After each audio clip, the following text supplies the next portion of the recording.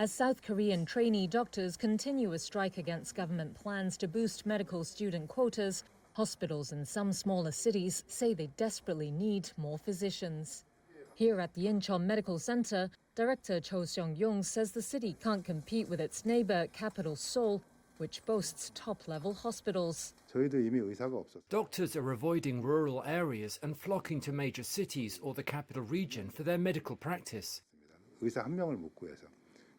This has emerged as an urgent and critical issue that needs to be addressed right away.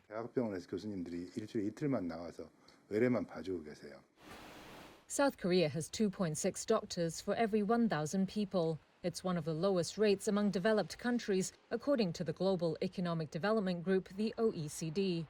In contrast, top-ranked Austria has 5.5 for every 1,000 people. The shortage is at the heart of the reform plans to increase medical school admissions by thousands of students starting next year. But the junior doctors, backed by other medical groups, are now entering the third month of protests against the plans, saying the government needs to first address issues of their poor working conditions.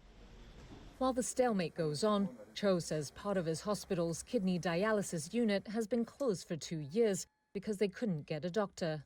And its cardiology department has resorted to using roving physicians from a nearby university hospital after failing to hire permanent staff. This week, the Korea Medical Association, a leading critic of the government reforms, accused Cho and another staffer of using unlicensed personnel for some medical procedures. Cho denies those claims, a hospital spokesperson told Reuters. With the shortage set to worsen as South Korea's population ages, Cho said policies must change to ensure new doctors work in underserved areas. He also believes adding more practitioners was a necessary first step. Bearing the brunt of the situation are, of course, the patients.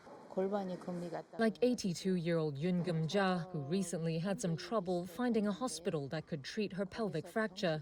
She says she appreciates South Korea's healthcare system now, but added that she is worried there won't be enough doctors around in future.